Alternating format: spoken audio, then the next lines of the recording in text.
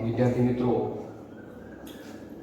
Chapter જે આપણું ચાલુ છે આ ચેપ્ટરમાં હવે આપણે વર્ગીકરણ તરફ જઈશું. એક સ્ફટિકમય ઘન અને અસ્ફટિકમય ઘન કોને કહેવાય વર્ગીકરણ. આ વર્ગીકરણ પરીક્ષામાં પૂછાયેલું છે.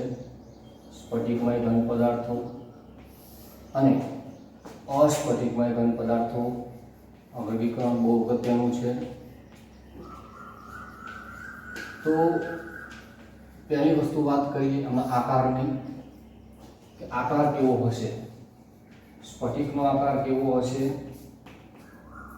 તો સ્ફટિકમય જે ઘન છે આ સ્ફટિકમય ઘનનો આકાર નિશ્ચિત આકાર હશે, નિયમિત આકાર હશે. એટલે આપણે એવું કહીશું કે આકાર નિશ્ચિત એટલે કે નિયમિત આકાર હશે. આનો આકાર નિયમિત છે. જ્યારે અસ્ફટિકમય ઘન હશે એની વાત કરીએ તો આનો જે આકાર છે અનિયમિત આકાર હશે. આ અનિયમિત આકારનો હશે. હવે વાત કરીએ નિયમિત આકાર છે પેલો અનિયમિત આકાર છે. નિયમિત આકાર કઈ રીતે કે કોઈ સ્ફટિક હોય અને એ સ્ફટિકની અંદર જે નાના નાના જે સ્ફટિકો હશે એ નાના સ્ફટિકો પણ ચોક્કસ આકારમાં ગોઠવાયેલા હશે અને એ પણ ચોક્કસ આકારમાં ગોઠવાય એક સરસ એવો સ્ફટિકનો આકાર નિશ્ચિત કરશે, નિયમિત આકાર કરશે. જ્યારે એટલા માટે એને ક્રિસ્ટલાઇન સ્વરૂપે ઇંગ્લિશમાં ક્રિસ્ટલાઇન શબ્દ પણ વાપરીએ છીએ, મતલબ સ્ફટિકમય આકાર, ચોક્કસ આકારવાળો. જ્યારે અનિયમિત આકાર છે અસ્ફટિકમય અને એમોર્ફસ, યાદ રાખજો એમોર્ફસ શબ્દ વાપરીએ છીએ. આનો આકાર કે આનો મતલબ એવો થાય કે કોઈ સ્વરૂપ નહીં, મતલબ કોઈ નિશ્ચિત આકાર નહીં, અનિયમિત આકારવાળું છે. તમે એવું નથી કરી શકશો. એટલે આ એક વસ્તુ ધ્યાન રાખવાની છે કે ભાઈ સ્ફટિકમય એટલે શું અને અસ્ફટિકમય કેવો આકાર છે એ વસ્તુ ધ્યાન રાખવાની. પછી ક્રમ, ઘટક કણોની ગોઠવણી. ઘટક કણોની ગોઠવણી, હવે ગોઠવણીનો ક્રમ કેવો છે તો આમાં પણ ખૂબ જ અગત્યની વાત છે કે ગોઠવણીનો જે ક્રમ છે એ ગોઠવણીના ક્રમની તમને વાત કરું તો અહીંયા લાંબા વિસ્તાર સુધી ક્રમ જળવાશે. લાંબા વિસ્તાર સુધી ક્રમ જળવાય, જ્યારે અહીંયા ટૂંકા વિસ્તાર સુધી ક્રમ જળવાય છે. હવે કઈ રીતે તો કે સ્ફટિકમય જે ઘન છે તમે એની ગોઠવણી જોશો તો સ્ફટિકમય ઘનની ગોઠવણી એ ચોક્કસ ગોઠવણી હશે. આ રીતે ચોક્કસ ગોઠવણી હશે, ક્રમબદ્ધ ગોઠવણી હશે. આ રીતે એક પછી એક લાઇનસર લાઇનિંગમાં ગોઠવણી હશે. તમે કોઈ પણ એક નાના સ્ફટિકની મદદથી સંપૂર્ણ સ્ફટિક વિશે માહિતી મેળવી શકશો અને એના મદદથી તમે એટલું નક્કી કરી શકો ગમે તે અંતર સુધી, ગમે તે સ્થાન સુધી કે સ્ફટિક કેવો હશે એ નાના એવા સ્ફટિકની મદદથી નક્કી કરી શકાશે. એટલે બધે જ એનો ક્રમ ચોક્કસ રીતે જળવાઈ રહે છે. એટલે દૂર સુધી, અનંત અંતર સુધી આનો ક્રમ જળવાઈ રહે છે.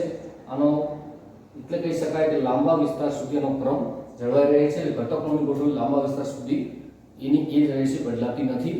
જ્યારે અસ્ફટિકમયમાં ખૂબ જ ટૂંકા વિસ્તારમાં ક્રમ જળવાઈ રહે છે, પછી એ ક્રમ બદલાતો રહેતો હોય છે. એટલે લાંબા વિસ્તાર સુધી આનો ક્રમ જળવાઈ રહેતો નથી, ખૂબ જ ટૂંકા વિસ્તારમાં આનો ક્રમ જોવા મળે છે. એ પણ તમારે ધ્યાનમાં રાખવાનું છે. પછી ત્યારબાદ વાત કરીએ અગત્યની ત્રીજી જે વાત છે એ તાપમાનની વાત કરીએ. અને આપણે એવું પણ કહી શકાય કે ગલન બિંદુ, આવું પણ બોલી શકાય. એવું કહી તમને ખાસ કહીશ કે આ કોઈ ચોક્કસ એટલે કે નિશ્ચિત તાપમાને પીગળે છે. એટલે અહીંયા તાપમાનનો ગાળો છે એટલે અહીંયા ચોક્કસ તાપમાને પીગળે છે. અને આ જે છે અસ્ફટિકમય એ તાપમાનના ચોક્કસ તાપમાનના ગાળામાં પીગળે છે. ચોક્કસ તાપમાનના ગાળા દરમિયાન પીગળે છે. તો હવે આનો મતલબ શું થાય? ચોક્કસ તાપમાનના ગાળા દરમિયાન પીગળતો હોય તો આનો મીનિંગ શું થાય? ચોક્કસ તાપમાને પીગળશે તો ચોક્કસ તાપમાનના ગાળામાં દરમિયાન પીગળશે. કોઈ ચોક્કસ તાપમાન એટલે ધારો કે અને આવા પદાર્થને આપણે ગરમ કરીએ તો એકાએક કોઈ તાપમાને પીગળી જશે. કોઈ એક તાપમાને પીગળી અને વહેવા લાગશે. જ્યારે આની વાત કરું તો કોઈ એક તાપમાન અથવા તાપમાનના ગાળા દરમિયાન પહેલા તો નરમ બનશે, પછી પીગળશે અને પછી વહેવા લાગશે. એકદમ પીગળી વહેવા નહીં લાગે. એટલે આનો તાપમાનનો ગાળો ખૂબ મોટો છે. અમુક ચોક્કસ તાપમાનના ગાળા દરમિયાન જ પીગળશે. અહીંયા તાપમાનનો ગાળો મહત્વનો છે. અહીંયા કોઈ પણ ચોક્કસ તાપમાન, એક જ કોઈ એક તાપમાન મળી જશે તરત એ પીગળી જશે. તો આ વસ્તુ બંનેમાં ડિફરન્સ આપે છે, ધ્યાન રાખવા જેવું છે. બીજી અગત્યની વાત, ગલન એન્થાલ્પી પણ આ રીતે જ છે. એવું કહી શકાય કે આની જે ગલન એન્થાલ્પી છે નિશ્ચિત અને લાક્ષણિક ગલન એન્થાલ્પી છે. આની નિશ્ચિત અને લાક્ષણિક ગલન એન્થાલ્પી છે. એટલે કે ચોક્કસ કોઈ એવા ગલન એન્થાલ્પી છે કોઈ ચોક્કસ સ્વરૂપે અથવા ચોક્કસ સમયે જ નિશ્ચિત છે, કોઈ અમુક તાપમાનના ગાળા દરમિયાન જ પીગળી, અમુક તાપમાને જ પીગળી જશે. જ્યારે અહીંયા નિશ્ચિત અને લાક્ષણિક ગલન એન્થાલ્પી નથી, અમુક તાપમાનના ગાળા દરમિયાન પીગળે છે. એટલા માટે નિશ્ચિત અને લાક્ષણિક અહીંયા ગલન એન્થાલ્પી હોતી નથી. એટલે આ બાબતનું ધ્યાન રાખવાનું છે.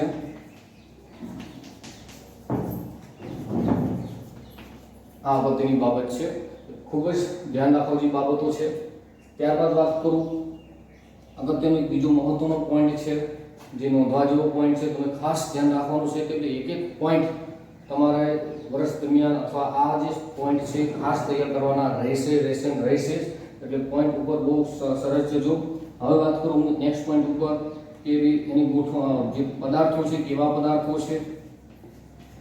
તો એવું કહીશ કે આ જે પદાર્થો છે એ સાચા ઘન પદાર્થો છે,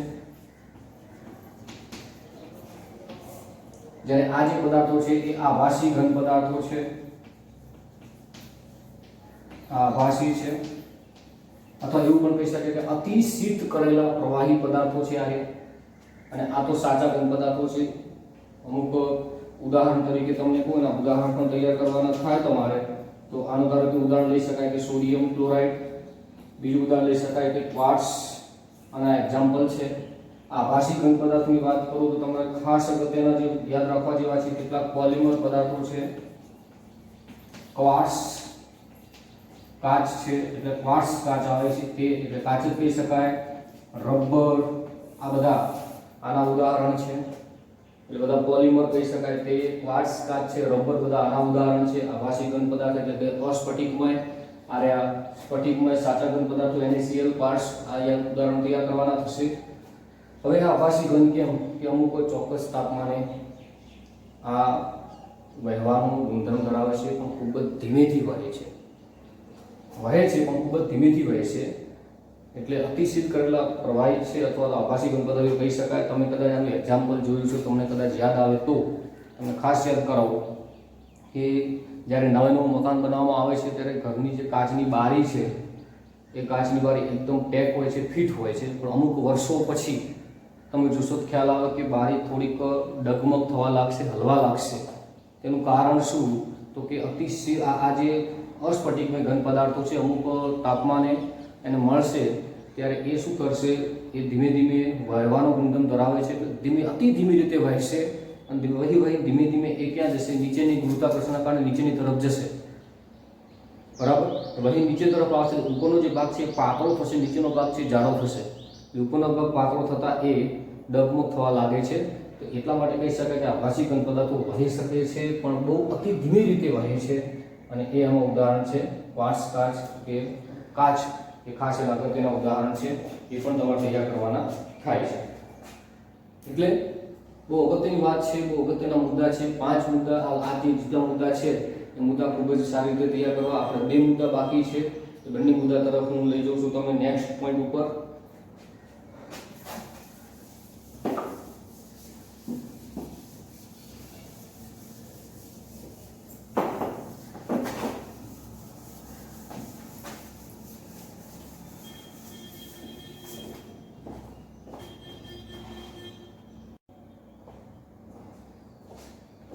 સ્ફટિકમય, અસ્ફટિકમય ઘન પદાર્થો, એમાં છઠ્ઠો ગુણધર્મ આપણે વાત કરીએ.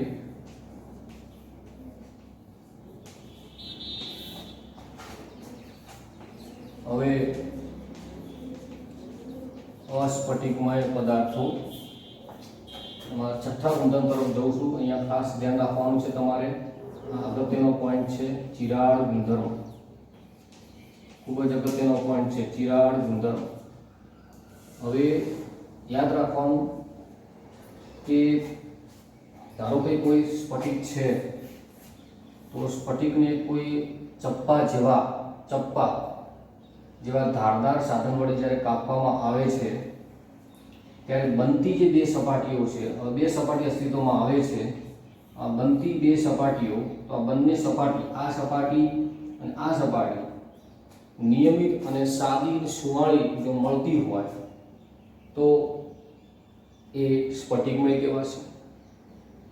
એટલે કોઈ પદાર્થને ચપ્પા જેવા ધારદાર સાધન વડે કાપવામાં આવે અને બનતી સપાટીઓ જો તમને સુવાળી, સાદી અને નિયમિત જોવા મળે તો સમજવાનું કે એ સ્ફટિકમય પદાર્થ છે. પણ ધારો કે ચપ્પા જેવા ધારદાર સાધન વડે કાપતા મળતી જે સપાટીઓ છે એ સપાટીઓ એ તમને નિયમિત નથી મળતી, તો એવું સમજવાનું કે એ જે સ્ફટિક છે એ સ્ફટિકમય નથી, પણ એ કેવો કહેવાશે? અસ્ફટિકમય ઘન પદાર્થ છે. તમે તેવું નક્કી કરી શકશો. તો ચિરાડ ગુણધર્મની વાત અહીંયા આપણે આગળ વાત કરવાની છે, ખાસ અગત્યની છે કે તમે બંનેમાં આવું લખશો. એકમાં ચપ્પા જેવા સાધન વડે કાપવાનું છે એ કઈ સપાટી હોય અને બીજાની સપાટી કેવી હોય, બંનેનો ડિફરન્સ તમે આ રીતે બતાવશો. આ ખાસ તમારે ધ્યાન રાખવાનું છે. ત્યારબાદ સ્વભાવની વાત કરીએ કે દિશાઓમાં ગુણધર્મ કેવો હોય છે, અલગ અલગ દિશાઓમાં, એટલે સમદેશિક છે કે વિષમદેશિક છે. સમદેશિકતાની વાત કરું તો યાદ રાખજો કે સ્ફટિકમય ઘન પદાર્થો છે એ વિષમદેશિક છે, જ્યારે અસ્ફટિકમય ઘન પદાર્થો છે એ સમદેશિક છે. હવે આવું શા માટે? પહેલું તો આનો અર્થ શું થાય? સમદેશિક અને વિષમદેશિકનો અર્થ શું થાય? તો કોઈ પણ સ્ફટિકમય હોય કે અસ્ફટિકમય હોય એના કેટલાક જે ભૌતિક ગુણધર્મો છે, એમના ભૌતિક ગુણધર્મો આ ખાસ ધ્યાન રાખવાના કે સ્ફટિકમય હોય કે અસ્ફટિકમય હોય એમના કેટલાક જે ભૌતિક ગુણધર્મો, જેવા કે આ ધ્યાન રાખજો કયા કયા ભૌતિક ગુણધર્મો છે: વિદ્યુત વાહકતા, યાંત્રિક ગુણધર્મો, વક્રીભવનાંક. આવા જે કેટલાક જે ગુણધર્મો છે એ ગુણધર્મો જો બધી દિશામાં એક સમાન જોવા મળે તો તેને સમદેશિક કહેવાય, અને આ ગુણધર્મો બધી દિશામાં જુદા જુદા હોય તો એ વિષમદેશિક કહેવાય. એટલે અલગ અલગ દિશાઓમાં ગુણધર્મો સમાન તો સમદેશિક, અલગ અલગ દિશાઓમાં ગુણધર્મો જુદા જુદા તો એને આપણે વિષમદેશિક કહીશું.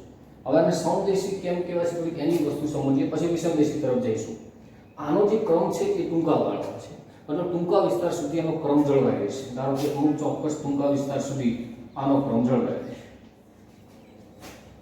બરાબર. પરંતુ લાંબા વિસ્તાર સુધી આનો ક્રમ જળવાતો નથી. એ લાંબા વિસ્તાર અનિયમિત ક્રમ તમને દર્શાવશે. લાંબા વિસ્તારે ક્રમ કેવો અનિયમિત થશે, એનો ક્રમ નિશ્ચિત થશે નહીં. આવો અનિયમિત ક્રમ લાંબા વિસ્તાર સુધી થશે, પરંતુ એનું કુલ એકંદર જે ક્રમ છે, એકંદર જે મૂલ્ય છે, સરેરાશ જે મૂલ્ય છે એ સમતુલ્ય મળશે. એટલે કુલ ક્રમ સમતુલ્ય મળશે. સમતુલ્ય મતલબ બધી રીતે બધા આખા જે પદાર્થ છે એ પદાર્થની અંદર કણોની ગોઠવણી એ સમતુલ્ય જોવા મળશે, સમાન ગોઠવણી જોવા મળશે, બરાબર. સરેરાશ ગોઠવણી સમતુલ્ય મળે છે. એટલે જુદી જુદી જે દિશાઓ છે એના ગુણધર્મો, એમાં બધી દિશાઓમાં આના જે બધા ગુણધર્મો છે એક સમાન રીતે જોવા મળે છે, એટલે કે સમદેશિક ગુણધર્મ ધરાવે છે એવું આપણે કહી શકીશું. વાત કરીએ વિષમદેશિક, સ્ફટિકમય પદાર્થો વિષમદેશિક કેમ હોય છે? તો ધારો કે એક સ્ફટિકની ગોઠવણી તમને બતાવું છું અહીંયા. ધારો કે એક સ્ફટિક છે, આ રીતે સ્ફટિકની ગોઠવણી અહીંયા થયેલી છે. આપણે સમજીશું, આનું અગત્યનો પોઈન્ટ છે. આવી સ્ફટિકની ગોઠવણી થયેલી છે.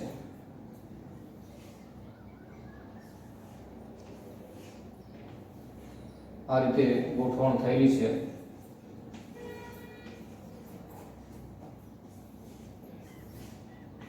સ્ફટિકની અંદર જે આ બે કણો છે એ આ રીતે ગોઠવાયેલા છે. આપણે બે દિશા પકડીશું. એક આપણે આ દિશામાં એની વિભાજન કરીશું આમ, આને આપણે સી અને ડી તરીકે નામ આપીશું, સી ડી. અને એક રીતે આપણે આ રીતે વિભાજન કરીશું, આમ આને આપણે એ બી કહીશું. બે રીતે વિભાજન બતાવીએ. તમે જોશો તમને ખ્યાલ આવશે કે કણો જે ગોઠવણી છે, હરોળ છે કણોની, જો સીધી દિશામાં વિભાજિત કરીએ, જો એને સીધી દિશામાં આપણે વિભાજિત કરીએ તો બી જુદી જુદી હરોળો આપણને મળે છે. એટલે જુદી જુદી હરોળમાં વિભાજિત થશે. આ આખી હરોળ જુદી થશે, આ આખી હરોળ જુદી થશે. જ્યારે એને એબી દિશામાં વિભાજિત કરીશું તો એક જ પ્રકારની હરોળ આપણને વિભાજિત થયેલી જોવા મળે છે. એક જ પ્રકારની હરોળ આપણને વિભાજિત થયેલી જોવા મળે છે. એટલે એનું જે અલગ અલગ પ્રકારની ગોઠવણી છે એવું અહીંયા તમને દર્શાવે છે. તો અહીંયા અલગ અલગ દિશાઓમાં, એટલે કે જુદી જુદી દિશાઓની ગોઠવણ બધી જુદી જુદી હોય છે. એટલે જે આવા ભૌતિક ગુણધર્મો છે એ જુદી જુદી દિશાઓમાં જુદા જુદા હોય છે. માટે આ જે પદાર્થ છે એ વિષમદેશિક છે, તમે એવું નક્કી કરી શકશો. તો આટલું ધ્યાન રાખવાનું કે સમદેશિક શું છે, વિષમદેશિક શું છે, ચિરાડ ગુણધર્મ શું છે, આ બધું જ તમારે ધ્યાન રાખવા જેવું છે. ચાલો લાસ્ટ જે ટોપિક છે એની વાત કરીશું. બહુસ્ફટિકમય પદાર્થો કોને કહેવાય? બહુસ્ફટિકમય પદાર્થોની વાત કરીએ. બહુસ્ફટિકમય પદાર્થો શું છે આપણે થોડું અહીંયા એની વાત આપણે મેળવશું કે બહુસ્ફટિકમય પદાર્થોની વાત આપણે કરીશું. અહીંયા કોને કહેવાય તો જરા જોઈશું. કેટલાક જે સ્ફટિકમય અને અસ્ફટિકમય જે પદાર્થો છે એ ઉપરાંત કેટલાક એવા પદાર્થો જે છે કે જે એક રીતે આપણે જોઈશું તો આપણને દેખેલી રીતે એ આપણને અસ્ફટિકમય લાગશે, પરંતુ એ અતિ સૂક્ષ્મ સ્ફટિક તરીકે હોય છે. એક રીતે આપણે જોઈશું કે આપણને અસ્ફટિકમય દેખાશે સીધી રીતે, પણ જ્યારે અંદર નાના નાના કણો જોઈશું આપણે તો એ આપણને સ્ફટિક જેવા દેખાશે. તો આવા જે પદાર્થો છે એને બહુસ્ફટિકમય પદાર્થો કહેવાય. બરાબર? આમ સીધી રીતે જોઈએ તો એ જે કણો છે તમને આ રીતે, ધારો કે હું ગોઠવણી એની બતાવું છું, કણોની ગોઠવણી કેવી રીતે છે તમે એકવાર ચેક કરી લો કે બહુસ્ફટિકમય પદાર્થો કેવા હોય છે, તમને ખ્યાલ આવી જશે. આ રીતે હોય છે કે કણો જે છે એ અંદર જે નાના કણો છે, સ્ફટિકના નાના જે કણો છે એ નાના કણો આ રીતે ગોઠવાયેલા હોય છે. તમે થોડું ચેક કરજો.